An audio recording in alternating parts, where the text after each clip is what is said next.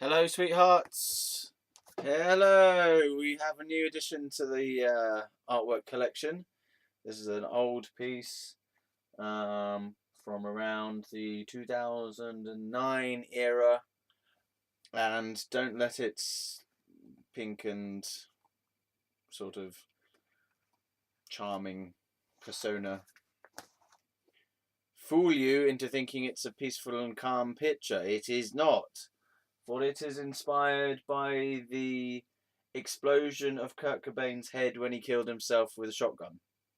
That was my rendition of what it looks like. So that's all brains. It's not flowery niceness. It's brains. That is brains. All right. How to make the vulgar, disgusting, unfortunate tragedies of life into a thing of beauty.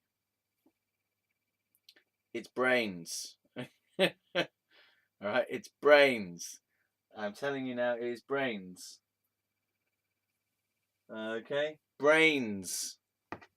So I'll just put my head there. So this is what, if I went like that, that's what would be, that's the mess that would be captured there. And we obviously have the egg of shame, / love, / life, / the egg of eggs, the egg of presents, the egg of record players. And then we have the crystalline blue light of the jungle. All of them are not available for sale at the moment. I was going to say they are, but I don't think that one's available for sale because technically that belongs to my gran. I don't think these are available for sale yet because I'm not finished looking at them. I want to fucking look at them. Yeah. So until I feel like I've absorbed them and they're where I want them to be, and I'm where I want to be with them, then they stay with me, and then I'll release them into the wild for the purchase. Okay, welcome to Fieros Reborn. Hello. I know I'm like a little small chimpanzee at the bottom of the screen right now, but I feel like I've been dwarfed by this giant being with the 2 eyes and the brains for a mouth. It looks like 2 eyes and some kind of like weird mouth thing in the middle there, don't you think? And then I'm just here as well. So I suppose this is representative in the background here of my larger being self. The artwork is running the show. I'm just an avatar of the artwork. The artwork is controlling me. All right, I'm like a little computer game figure being controlled by the artworks. That's how it is. That's how it is. They're running the show. Anyway, so I'm going to do a little bit of a quote from Psych Ward 1. Quote my own work now. That's how you know you've become a massive egotist when you quote yourself. And here in my own book, I say the wisdom words. Right, let me just. Now I'm gonna use it as a jumping off point, basically, to give me a stimulus. Ooh, let's get stimulated. Brains.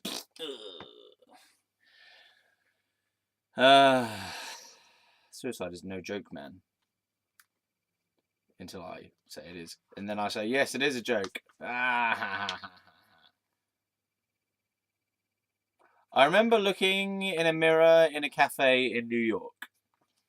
I can't remember where exactly, and it might not have actually even been New York now that I think of it. I think it was actually in Baton Rouge.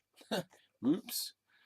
I can't remember where exactly. I only stayed a few places: Brooklyn, Harlem, the financial district, then Baton Rouge, Louisiana, and New Orleans also. But that time is a bit blurry to me. I see scenes, I feel they are very important, I am so glad they happened, I would be so lost and sad if they had not. Yet in which order these scenes and journeys took place I can't quite recall. I will be able to recall it though, it's just a matter of like organising my thoughts. It's a very long-term healing process to recapture and relive and remember the chronology of my life, where so much of my life has been lived atemporally. I said that in the last video, didn't I? Atemporal. Outside of time, not caring about time. You know, not interested in the movement of the dates and the clock hands and so on. So, yeah, what was he saying? So I would be blah, blah, blah. In which order these scenes and journeys took place, I can't quite recall. Part of it is because I haven't spoken about it fully. So my thoughts have not had the chance to kind of organise themselves. I will be able to remember the order in which things took place. And I can't quite recall that at the moment. And that is sad enough in itself. It's such a loss to have had such an adventure, and for most of it to have faded only 10 or so years on. I can't even really tell you how old I was, not off the top of my head. I'd have to calculate it looking at the dates, 2007 or 2006. I couldn't tell you, not from memory, which is a shame, isn't it? I blame my parents. I really do. I blame them for a lot of things, but I can't really blame them, even though I do. Just going to skip forward to the next part where I talked about looking in the mirror. So the mirror in the cafe. This relates to the true voice. So I was writing in a cafe in America. I had a pad and a pen, maybe even a reading book, and for whatever reason, I decided to look at the mirror that was hung on the wall to the right of my table and chair. It may well have just been a piece of glass protecting a painting that I saw my reflection in, but I feel like it was a mirror. I looked into this mirror and I saw myself. Bum bum bum, duh. But the self that I saw there was not. I didn't just see the face of myself. I saw my inner self. It was a difference between just looking at, say, a photograph of someone or a photograph of yourself and just going, oh yeah, that's them. That's what they look like. But I looked into this mirror and it wasn't just the face of me that I saw. It was like I saw into my own soul. Yeah, that's the best way to put it. So it was not just the appearance and how my face looked and what hairstyle I had and things like this. It was like I just suddenly pierced into, whoa, I saw my inner, deeper, true self. And I spoke to myself inside my head. But it was a voice I'd never heard before. It was caring, loving, sweet, innocent. It felt like the voice of God, or how God might sound in his or her most caring aspect. But also, it was clear to me that it was not God at all. It was my true self, my higher self. I knew it. I could feel it. I sat there and talked to that mirror in my head for about half an hour. And I cried too, because my higher self, my God self, said he had missed me. And where have you been? You haven't been paying attention to me. I've been waiting for you. I've missed you. I love you, you silly thing. Where have you been? I love you. And I knew he was right. I knew I had been lost and out of love, not knowing who I was, drifting, lonely, being bounced around by life and people and my family and mental health professionals and the callous, unknowing, unfeeling, uncaring public. And I knew that, although I was still lost and miles away from anyone I knew, any world I understood, any senses I recognized, I was loved, and my higher self was with me to take care of me. Poor guy, poor little Fieros, lost and lonely, judged by the world as insane, with only himself, a mirror, and his higher self to talk to. Poor little wandering minstrel hippie, trying to understand his thoughts.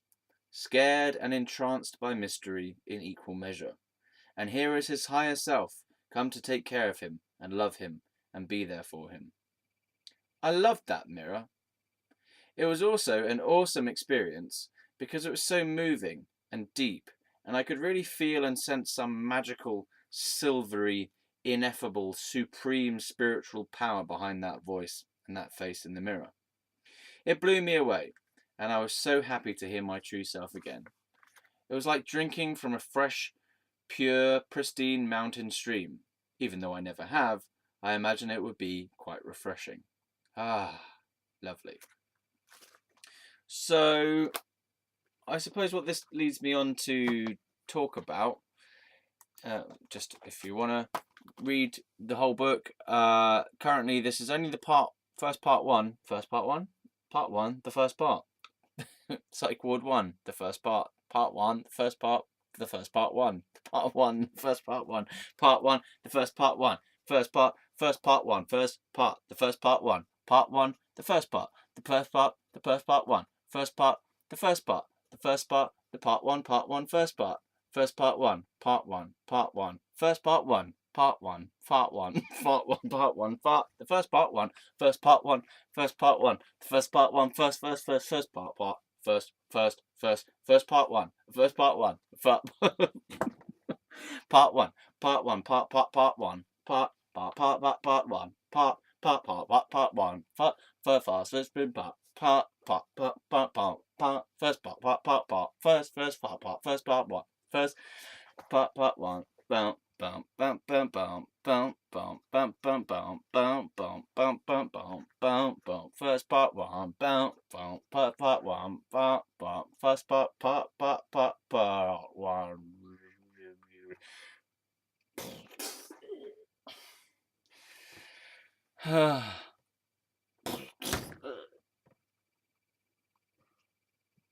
Okay.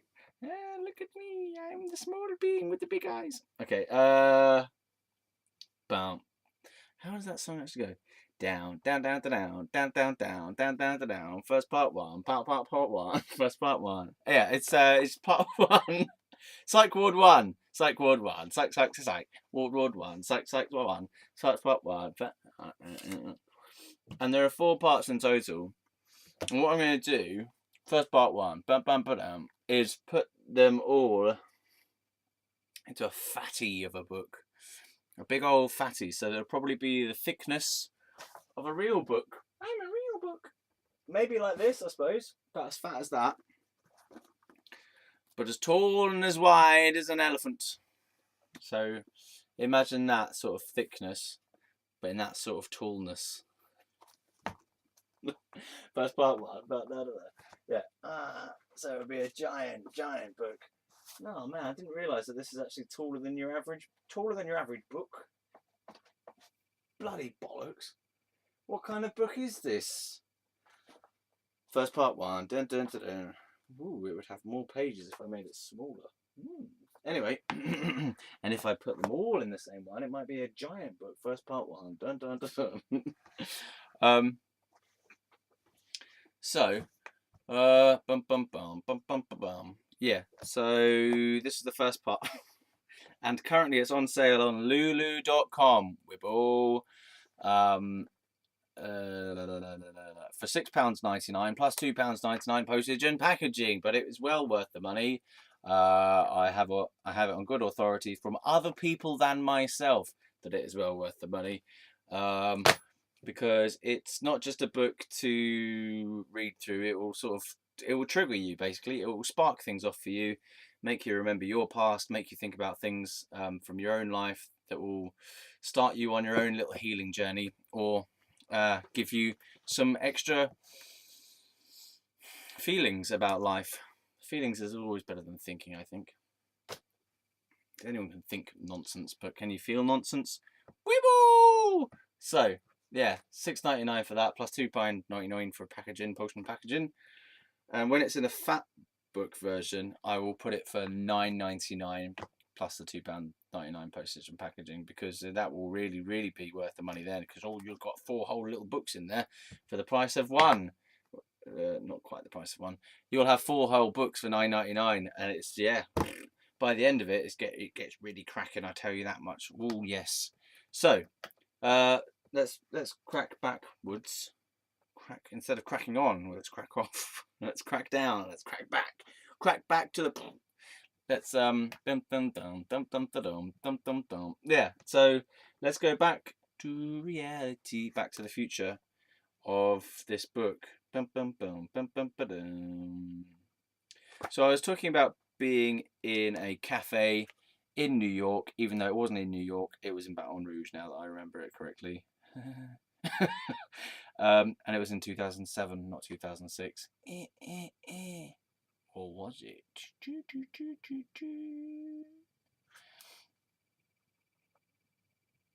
Well, you don't know, do you? Oh yeah, so let's tell the story. How did I get to Baton Rouge? So we started telling this story the other time. Right, I'm going to get the artworks out of the way and focus a bit more onto me now, so I can be the larger being in the fucking thing, and they can be up mine, up yours, up mine. Giant boobies in there. There could be really there could be boobies in the sky. Boobies in the sky. Boobies in the sky with diamonds. Bum, bum, bum, bum. Man, I need to focus. Yeah, so how did I get to Baton Rouge, and why did I get to Baton Rouge? We were telling the story of this the other day. I was saying that I wanted to go to Seattle, right? Because I had this sudden idea that I wanted to get back to my roots with the grunge thing. But let's tell a little bit more. I've got other things that are bubbling into my mind as I speak about this. So I bought a guitar, or I actually bought two guitars.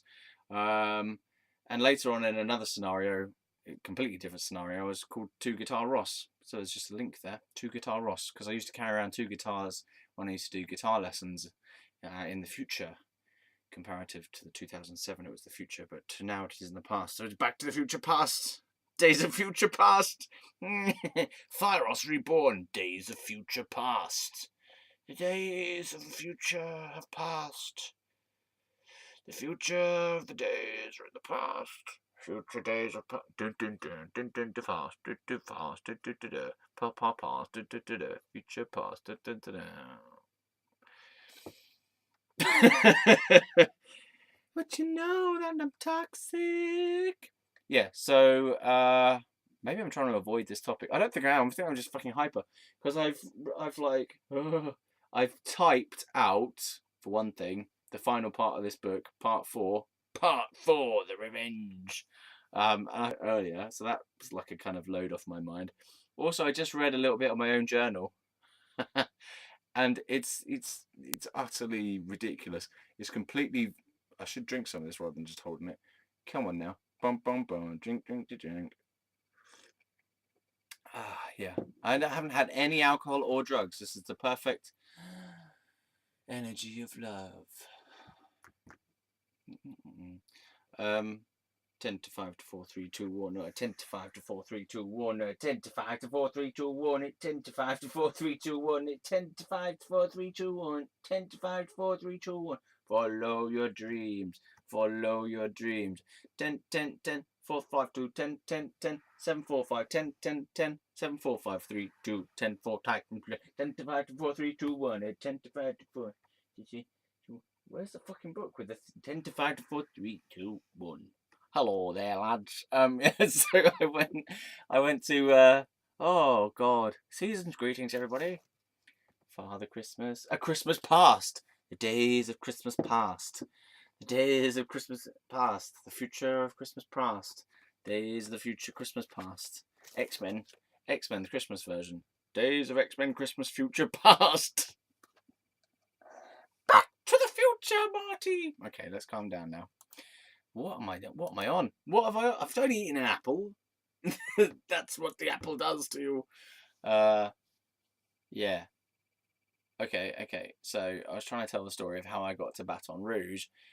I bought two guitars, right? Okay. So I bought these two guitars. I was in New York at this time. It was 2007. Hello. Welcome to the past.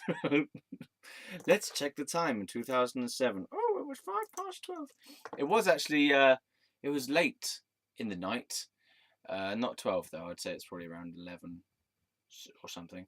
And I went out of the hostel, right? I went out there, and I don't know what I was up to really, but I checked my bank balance account. I checked the account balance on my account. I checked the balance on my account. Yeah, and in there, right? I was like, oh, there's loads of money in there. Which was strange because there was no reason for me to have loads of money apart from the fact that it had been given to me by the universe, which is what I interpreted it as being. What it really was, which is when I kind of thought about it logically later on, after I'd already spent all the money, by the way, what it really was the fact that the American ATM machine was not showing my overdraft as being an overdraft. It was just showing the overdraft as being available funds and not saying that it was an overdraft of available funds. So basically, I assumed that about a grand's worth of money, I think it must have been like 500 and 400 pounds worth of money in two separate accounts was gifts from the universe of money. Oh, I must have been given money by my gran, and they haven't told me about it. Must have been given money from my gran and my mum and my dad, and they just haven't told me about it. That's what I thought. And I thought, we'll see this as a sign from the universe that I have lots of money to play around with. And so I went and bought $600 worth of guitars, but I got a slight discount on that. Yeah. So I bought an electric and an acoustic. Yeah, okay. That is true. I believe that is true. Now, none of those guitars made it back with me to England, unfortunately. Or did the electric one come back with me? No, it didn't. I had to leave everything there because of my adventures that went awry. I just couldn't carry a big case of an electric guitar with me on all the random adventures I was going on, because I got kicked out of the hostel because I ran out of money. I didn't know what the hell I was going to do, so I was destitute and stranded in New York, basically millions of miles away from home. Yeah, I spent my overdraft on guitars without realising it was my overdraft. My hostel booking had run out, so I'd not got any more days booked there. And if I was going to book more days, I would need money. So what did I do? I went down to the subway and tried busking up some money, but didn't get very much, because basically it was about 2 a.m. in the morning when I tried to do that, and that was the worst time you could possibly think of to try and earn money from busking on a fucking tube station, where the only other person there was a tramp asleep on a bench. I think I earned like $1 or less doing that. But let's track back. I know I'm kind of moving around in time here, but it's basically kind of by association to things that I did. So there was also this place in Central Park where there's this kind of, it looks a bit like the Arc de Triomphe, the French thing, but it's like a mini version, and it's in Central Park or around that area. And I was like busking with my electric guitar and this little amp, tiny little amp that I hooked on to the side of my waist, battery powered thingy bob, and was like, I was loving it. I was proper jamming out like some really awesome tunes, and I felt the spiritual energy whirling around me, that passionate feeling, and I was just so connected. I was wearing my hippie yellow golden dress thing with my bandana on, and I had this little like guitar amp on the side of me. I had my electric guitar over my shoulder, and I was jamming away to something. That was just completely in the zone, in the moment, and just I felt it like this amazing energy whirling around me, this an energy of connection, of passion, commitment, and just total involvement in what I was doing, like whoa, like that. It was so cool. It was awesome. One of the best moments of rockage I have had in my life, probably because it was also out of the ordinary. So I've had moments like that after, where I'm really rocking out to a solo or something in one of the bands that I've been in, or rocking out to just a riff or anything like that, or even just playing guitar by myself, and being completely absorbed in the flow of it. But that one stands out because I was under this arch thing. I was in Central Park in New York. I was wearing a hippie dress. I was playing with this new guitar that I'd recently bought. I had this little amp on my side, and it was just this whole unique experience that I will never have again, unless I manage to at some point in the future recreate some of the experiences I had, because I would like to do that. One of my long-term goals in life is to go back to New York and to just revisit some of the places I went, and not necessarily do some of the things that I did, but I would like to, for example, get another crazy hippie dress, and maybe I'll wear it once every now and again, or wear it as a fucking nightgown.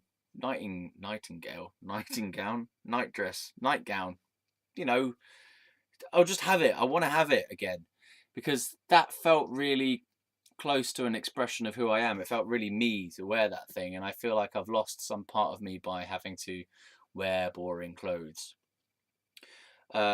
Not to say that there's nothing wrong with boring clothes as well. Obviously, I like the boring clothes as well. I like wearing plain, dull clothes. I like wearing suits. I like wearing shirts. I like whatever. But I also miss that fucking amazing hippie dress thing, because it was just so unique. and it felt like it was so me, and it was so me at that time. Yeah, and I'd like to go back to New York, and I'd like to visit the places I went to there. I presume I won't be able to recapture the feeling that I had at the younger part of my life, and in a way, maybe I'm a little bit afraid to go back because it won't be the same as when I remember it. Like the feeling won't be the same, and the people won't be the same, and the whole thing won't be the same. But I'd still like to go back anyway because it'll bring back so much, and it'll bring back so many memories, and it will feel like I've reconnected with a lost part of myself. Because as I mentioned in this book, and I think I've mentioned it in the videos before, but I'm not really sure. That time period of me being in New York, and also probably the 2 years beforehand and the 2 years after it, are kind of like chunks of time in my life that represent a lost world. Because what happened was I went to New York, but first I'd been in this long relationship that no one really knew the ins and outs of, and I never really repeated to myself how it had been. I never really processed that relationship with Mr. B, is who I'm talking about. I never really processed that relationship at the time, so it just kind of happened and then got buried. And so all the resentment and anger that I had, and all the distress that I'd been going through, and all the like trauma that I'd been going through in that relationship, just kind of got buried, and I never really revisited it properly until much, much later, to dig up these old wounds and to realize the pain that I didn't feel fully, the responses that I didn't have fully, if that makes sense. So because I was having to suppress myself and act like being controlled by this other person and manipulated by this other person, there was a lot of energy that was kind of stored up that I wasn't able to express at that time. I feel like I'm making it up now as I go along, but that feels like that is partly true, that I had to cut aspects of myself off, or rein them in, or not express them during that relationship, because it was just not wise, I suppose, in that situation to express my full self, because of the result that would occur when I did express my full self, which was to just have this nightmare of a person invading me and trying to fix me, and believing that my dreams that I had at night were a problem, and my feelings were a problem, and my my thoughts were a problem, and my actions were a problem. Everything I was doing was a problem and wrong. Apart from the few pieces of work in terms of artwork and music that I did, which were genius, but everything else I was doing was wrong and silly, and whatever. So what I'm trying to say is that whole time period, like the America thing, the relationship before that, and the period of time afterwards, represent a lost world in my life, a lost set of years, where, I mean lost, like, because I wasn't fully active as myself. I wasn't fully kind of engaged as my true self. I was lost to myself. I was like drifting around, being a very slim expression of who I can be and who I am and how I feel and what I want. You know, I was my expression was narrow, and also my understanding, my memory was very limited, in that, like, my perception of the world was suppressed, so I wasn't able to really take in what I was experiencing fully, because I it's so weird, it's hard to explain, like, because when I went to America, I was fully in contact with every experience I was having. I was present, I was watching, I was listening, I was observing, right? When I came back from America, my parents just didn't want to hear anything about it. They just hushed up the whole thing. Like, I tried to tell a few little stories around the dinner table, and they just wouldn't have any of it. Like, my parents for many, many years, and my mum even now, finds it very difficult to listen to anything that I go through or have been through. They just find it so difficult to hear about my stories from my past, because I don't know, because it scares them or something, because it's so off grid, because it's so not normal to have this kind of adventure, that it just freaks them out for me to tell them about stuff. I've told other people about things that I've gone through, but it just seems like people don't want to hear the wild adventure that I went on. and now I'm on YouTube, at least I can tell it to myself and the few people who watch my channel. Yeah, so that whole lost period in time, it's not lost, like, I obviously experienced it, but when I came back, I was not given the opportunity to talk through it and remember it and relive it. And I did as best as I could by myself doing that, like remembering things, writing things down if I could, writing songs about it. But it just kind of got submerged, and I just forgot about it, and I wasn't able to share anything about it, so therefore it just kind of got buried. And in a way, all the learning experiences that it had also got buried, and all the self-knowledge that I gained, and self-understanding and self-trust that I gained got buried as well. So part of this experience of doing these videos is to kind of regain access to that period in my life, which was a really intense period of my life. Okay, so let's talk about more stuff. So I went to the guitar shop. Let's tell the story of the guitar shop. Now, I remember going to one guitar shop with Anthony. I've had a question to clarify some of these people's names. So Anthony was the guy who went. He always started a laugh with a. He would always do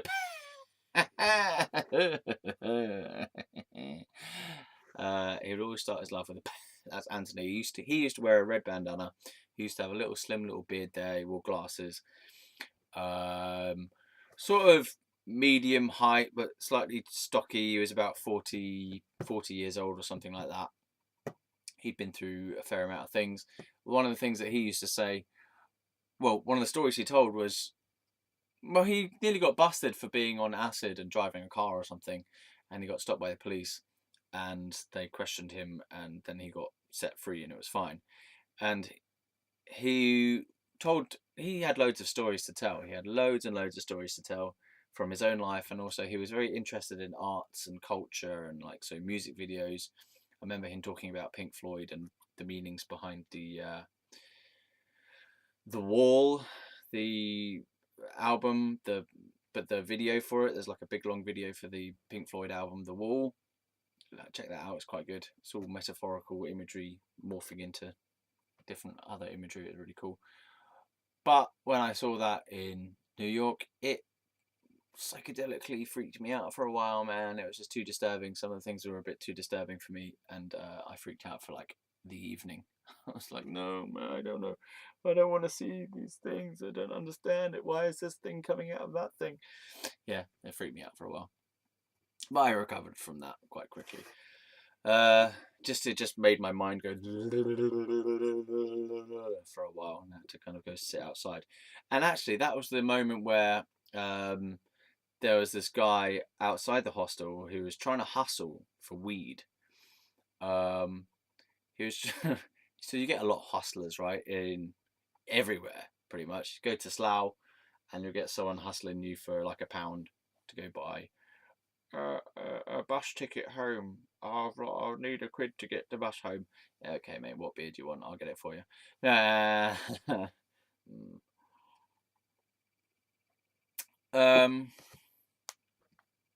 Yeah, so I got outside the hostel after watching Pink Floyd The Wall, and my brain was going, oh, I need to go and sit outside and just get some fresh air and like detox this brain fuck.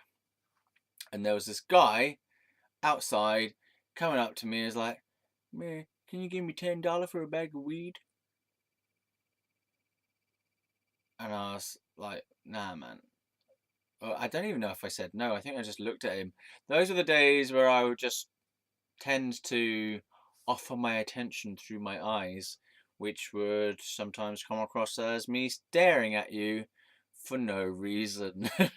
But I perceived it from my own perspective as just being here, just kind of listening, like intensely listening. And I wouldn't normally say much because I wouldn't normally be talking to the true self of the person. Like this person who was doing the weed thing, who was hustling up for weed, right? He gave me loads of different stories about why he needed the $10 for the weed. Like, oh, something about his sister died, and then some other thing about his dad or whatever. I don't know.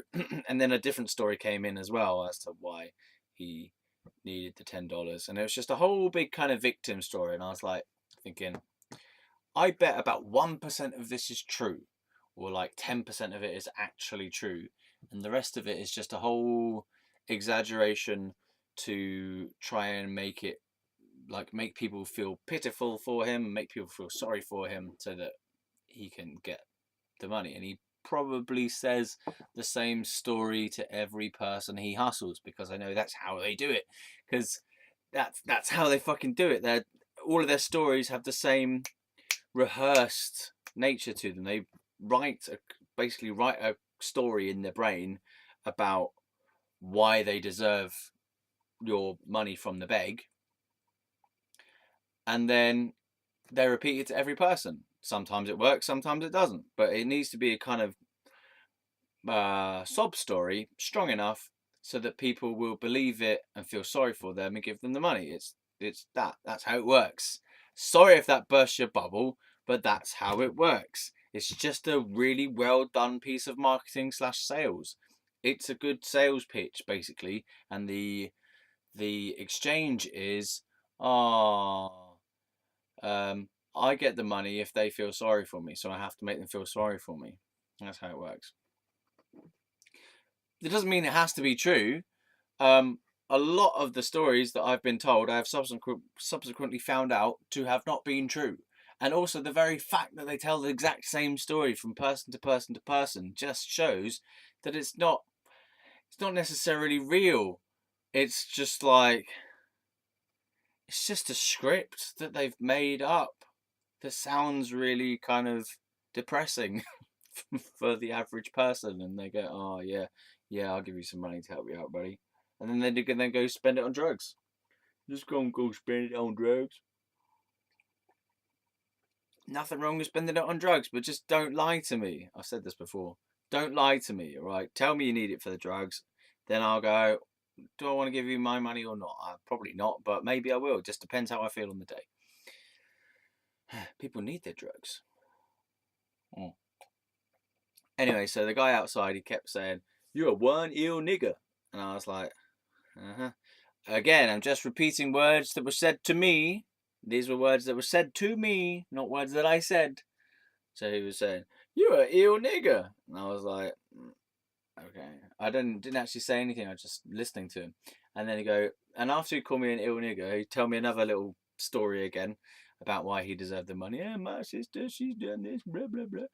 I was like, uh-huh. And then at the end of his little story, he'd go, "So, can you get me $10 for a bag of weed?"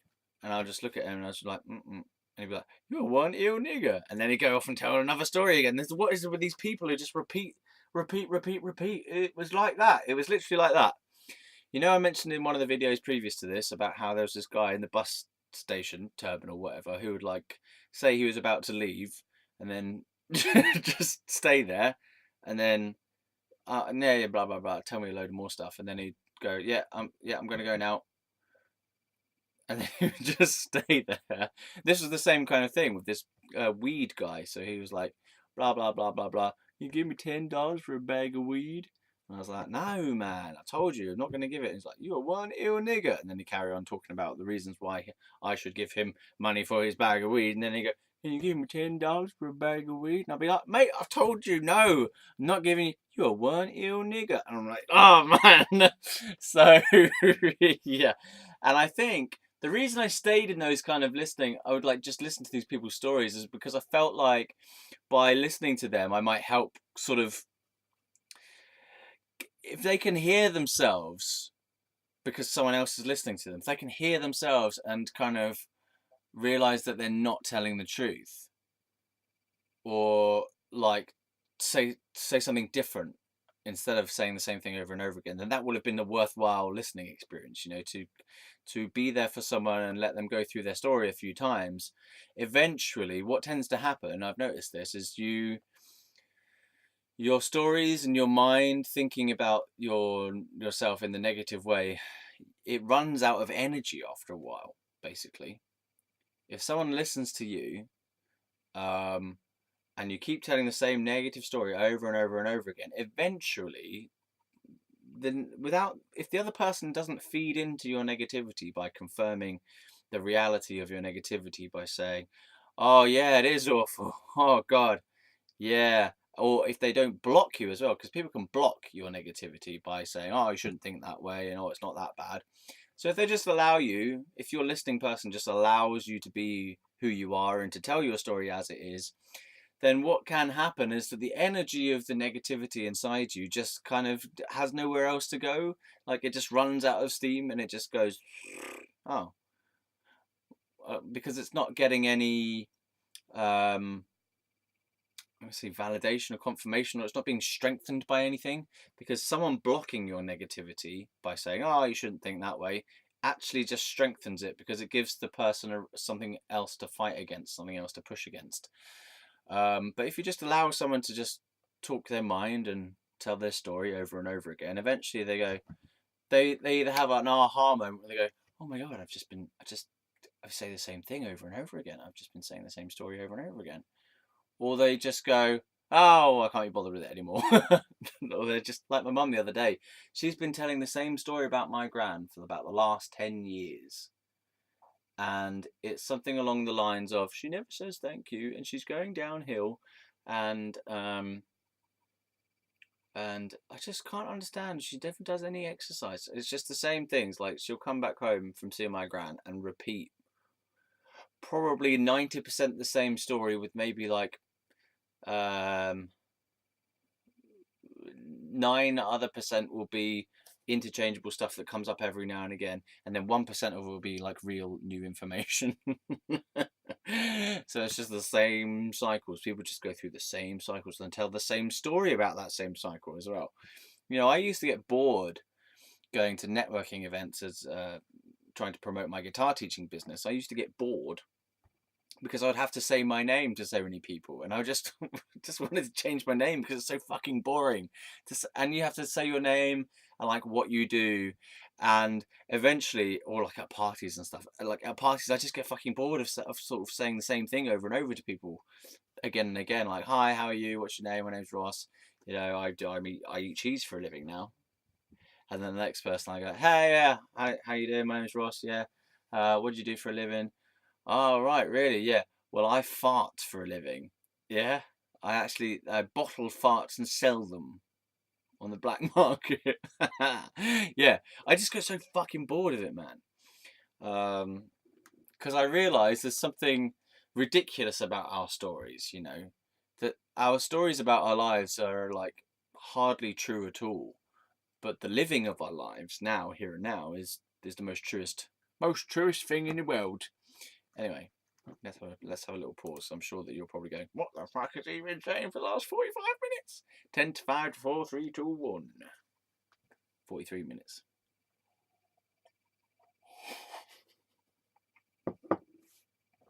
Oops.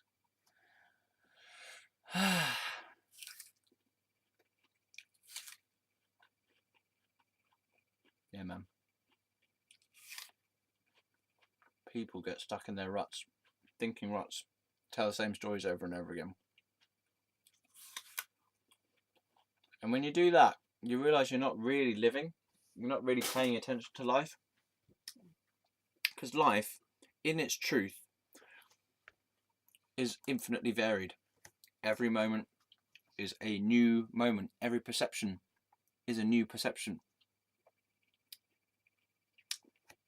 Every time you're about to choke is a new time you're about to choke. Yeah. Like every time I look at the artwork, I see it ever so slightly differently to the last time I saw it.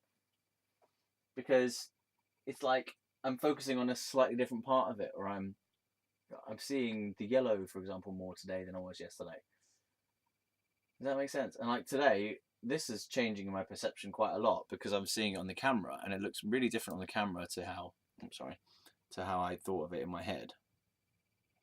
I'm seeing like different patterns in there that I hadn't seen before. It just looks different. It looks the same and different. So, seeing the same thing in a different way. It looks bigger than usual. Anyway, so yeah, if you have realised that you're just telling the same story over and over, either in your head or to other people, you're not really living. You're not really paying attention to life and paying attention to your feelings and how they change, and paying attention to your perceptions and how they change. Okay. So I was in America. I wanted to go to what's that place called? Seattle. Randomly, it just came to me as in a dream, but not in a dream. I guess I was trying to figure out what my outer purpose was, because in the New Earth book, A New Earth by Eckhart Tolle, there's a part in there that's talking about finding your outer purpose and finding your inner purpose, and he talks about your inner purpose as being to awaken to your true nature, which is your truth nature, your awakening nature, your collective consciousness, your consciousness nature, your pure, pristine inner self. And then your outer purpose is about how to kind of, well, it's just about what you do in the world, really.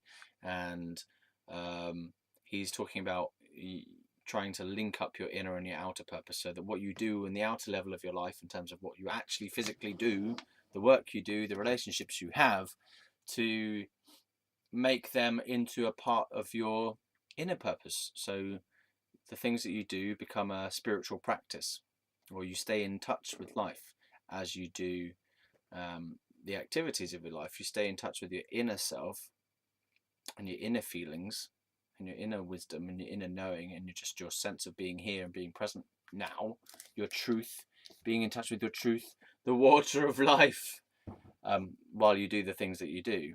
And then your outer purpose just becomes infused with a different quality to how it would be if you were living in a deadened, numbed way, conceptualizing the world around you rather than experiencing the world around you firsthand, with no filter of concepts between you and the world. Ooh, I'm on fire today, aren't I?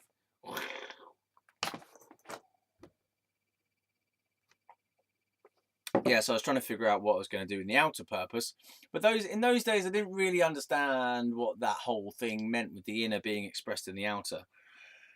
I thought it was like, right, I've got to find a calling, which, yeah, that can be part of that as well.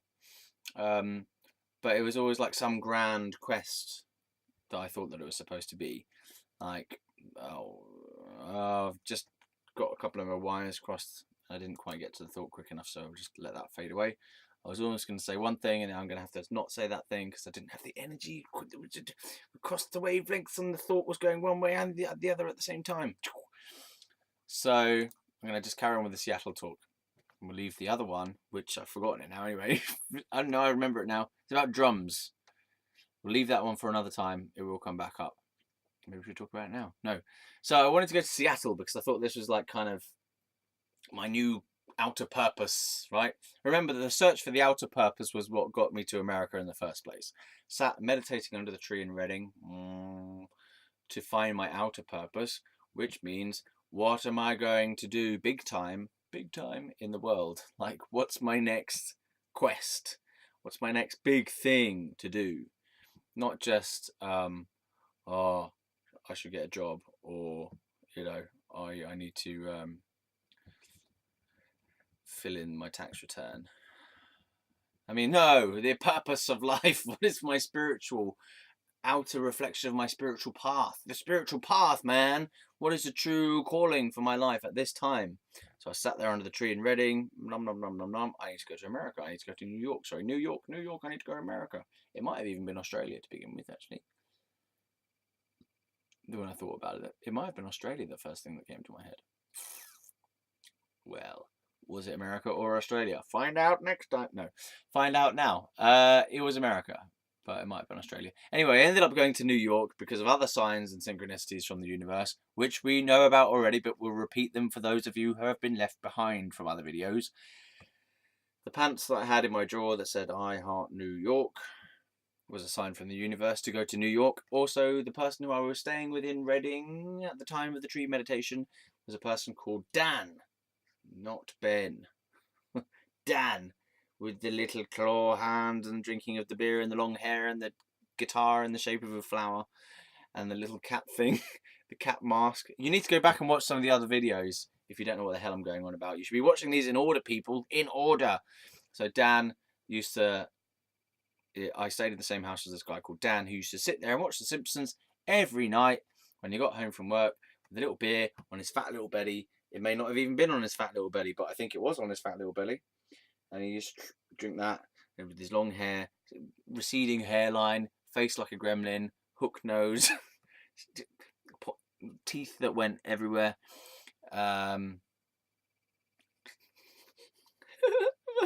Sort of weird laugh. Drum kit in the room, in his room, in the back room. His room had a little extra bit on the back, which was where a drum kit was, which was where I was playing a Tommy Ego DVD. And I was like learning to play some drums. And Tommy Ego was saying about the hi-hat is the connective tissue that joins all the beat, that joins the beat together. That's just proving that this all did really happen. Yeah, so he said that Dan, the little beardy man, did he have a beard? I don't think he did actually have a beard. He had a clean stubble, slightly stubbly face. He told me about this trip he'd been on to New York to do a load of photography. That was amazing. It was the best thing he'd ever done. And then another friend of mine, who was a fellow busker in Windsor, told me that he'd also been to New York. And I thought, right, that's it. It's definitely happening, so I'm definitely going. Oh, come on. No, that was not doing it.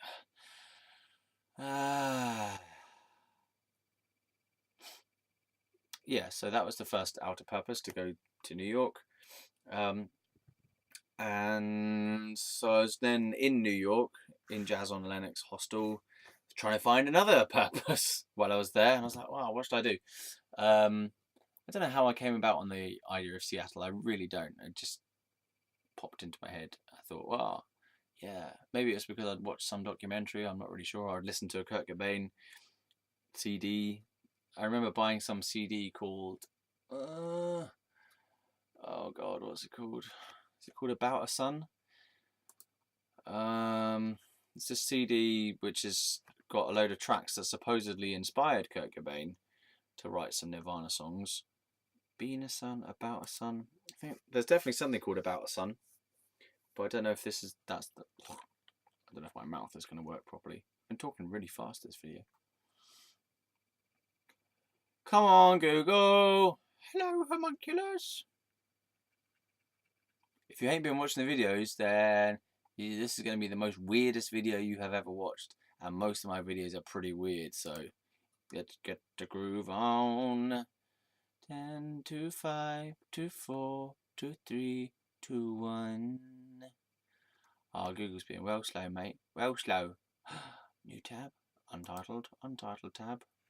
Oh, bollocks to you. I can't even remember what I was doing now. About a Sun. I bet you've got it already, haven't you? You've gone, oh, I'll look it up. About a Sun. Kurt Cobain. About a Sun. About a Sun.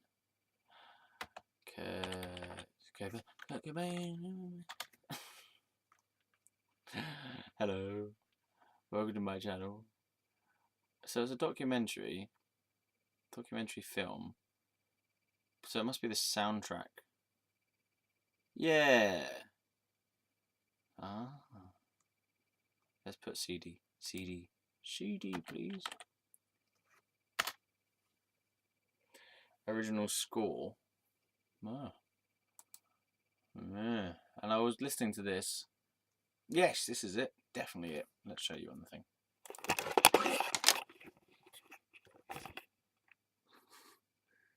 Oh, come on. Stop with your hate. Why do you hate me, dear Lord? Kurt Cobain, About a Sun. So I bought that CD while I was in New York. Hey, wasn't it? And it was really cool. Bing, bing, bing. Overture is a really nice one. Let's put that on and see if we get in trouble for it. No, it's not.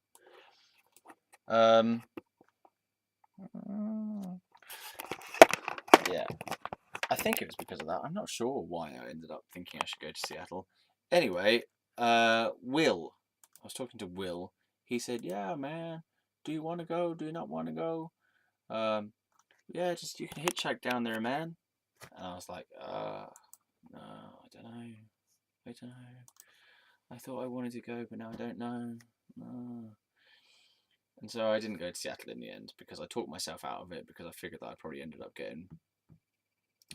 up getting murdered or raped or something if I decided if I like hitchhiked or whatever, and I just wasn't up for it. And I thought, no, okay, bollocks to this. Yeah, it might have been that my hostel stay was running out. I'm not sure why specifically I was thinking to leave and what to do next. But yeah, it turned out that I wasn't going to go. And then I met Mrs. D. Bum bum bum. New person arrives, new love interest, right? And I don't actually know if it was around the time of this Seattle thing or if it was before that or what, because I don't really know the time periods. But yeah, Mrs. D came along. Mrs. D, the supposed lesbian. Supposed lesbian. This is why I don't really trust people who say they're a lesbian. Because I've had 2 lesbians who said that they're a lesbian, and it's turned out that they haven't been a lesbian at all, because they found me quite attractive, and I am definitely not a female human being. So, and I have a penis, and both lesbians have been interested in my penis. The first lesbian, Mrs. D, wanted my penis to go inside her vagina, which is not a very lesbian thing to do now, is it? And also, this particular Mrs. D, the lesbian herself, self-proclaimed, I'm a lesbian, self-proclaimed lesbian, her last partner was a boy. So what kind of lesbian are you? Sexual partners who are boys. You're a lesbian with a sexual partner who's a... What are you? Obviously don't know the definition of a lesbian. Lesbian. Lesbians. Her last partner was a boy, and the next person she got with was me. And she was a lesbian. Just keep saying that word. Lesbian. And then the next lesbian that happened later on was interested in shoving her hands down my pants in the middle of the dance floor in a club. And she was a lesbian. So, quite what the word lesbian really means, I don't know, according to these self-proclaimed lesbians who don't seem to be abiding by their own definition according to the Book of Lord. According to the Book of Lesbianism, they're not seeming to follow the accuracy of the dictionary, not seeming to follow the definition accurately of what it is to be a lesbian. If you're going to say you're a lesbian, then only go out with and have sex with women. That's how I understand it. Either don't call yourself a lesbian, don't call yourself anything at all. I don't need you to call you don't need to call yourself anything for me. I'm happy if you don't have a definition for your sexuality. I'm perfectly okay with that. I prefer it that way because I don't like having a definition for my sexuality, because I feel any definition of anything tends to constrict and constrain and limit it.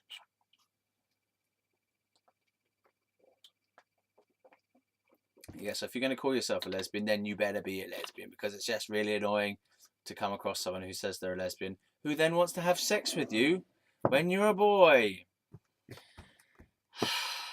Because it's just lies, and if it's not lies, then it's poor self-knowledge, and you can't trust someone who has poor self-knowledge.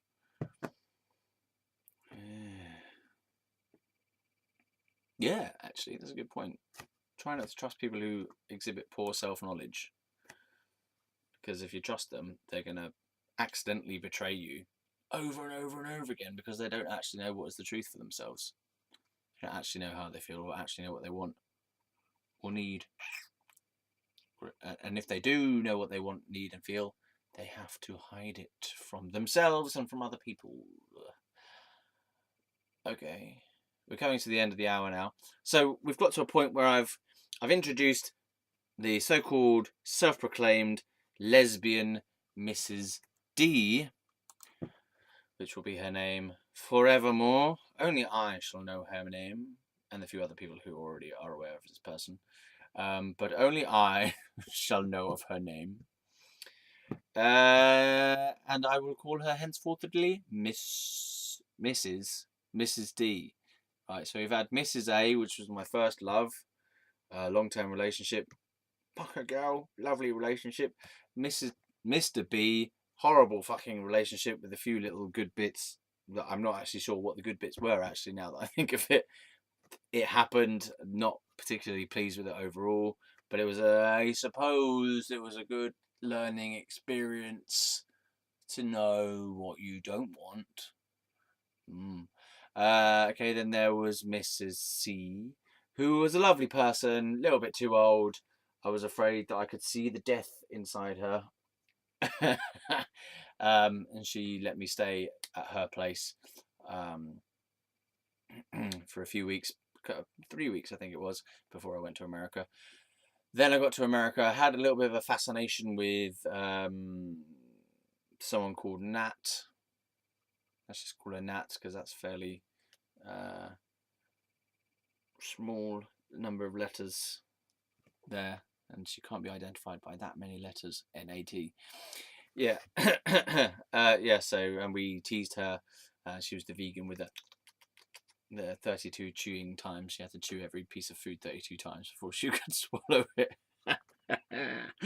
And she was a cult member of the Falun Gong thing, and thought that the Chinese government was killing people and putting them on display in the Body Worlds exhibition. And yeah, she was just a general nutter. Also, I forgot to mention about her actually. She started off just being a guest at the hostel, Nat, and then I believe she started off just being a guest and a visitor, and she quickly became a worker there, and she, she was hired to do the cleaning mainly because she was ridiculously obsessive compulsive about cleanliness, right? So she was a perfect person to hire for a cleaning job, and that was partly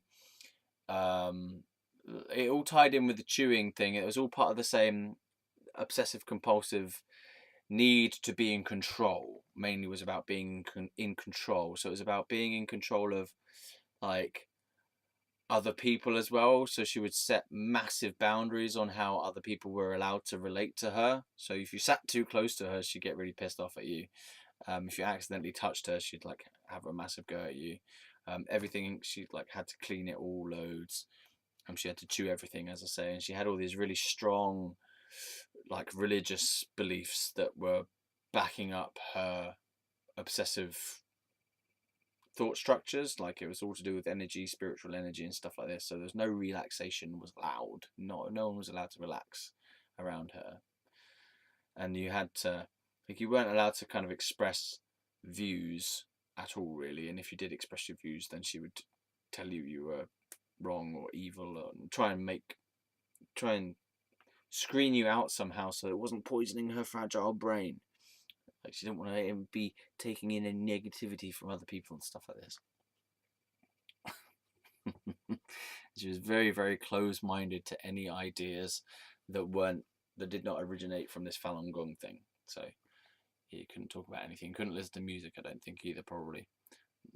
Apart from specifically set music from the Falun Gong practitioner code book or whatever it was. Yeah, anyway, but so she was a perfect cleaning person. So she just would spend hours doing the job that other people would do in like half the time. So I just remember sitting there like talking to her and listening to her while she was cleaning the toilets, and she was just she was in one toilet cubicle for like what felt like an hour. I don't know what she was doing, like cleaning the same thing over and over again or what, but it was ridiculous how thorough she was. I just thought I'd mention that. It was just an interesting dynamic how because of her OCD nature, it made her a great cleaner. And the like managers and staff members said, Oh, but we can't fire her though, even though she's a crazy person, because she does the best job out of everyone else in terms of the cleaning. But she is socially a nuisance. Like, you can't get a straight answer out of her, and she's always being weird to everyone. Okay, all right, I'm going to stop.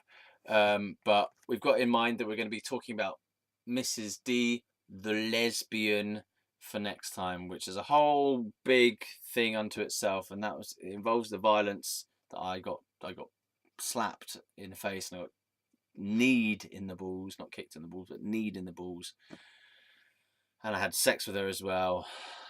That was legitimate consensual sex, by the way. I should have you know.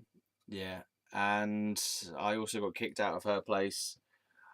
I lived under a bridge for a while. It's a whole thing unto itself. Okay, so we're gonna try and tell the story of Mrs. D next time. So I realise that has been an intense quick fire video. Go for a run to work the energy off. Have a drink. Have a stiff brandy or a stiff tequila or a flappy, flimsy, flumpy tequila instead. Lesbians. I'll see you later. Thanks very much for coming here and indulging my stories with your listening brain. Ta-ra for now. Buy my book. Again, if you have already got it, buy it again. And again, and again, and again. Dun, dun, dun, dun, dun, dun. Dun, dun, dun, dun, dun, dun, dun. Part one. Part one. First part.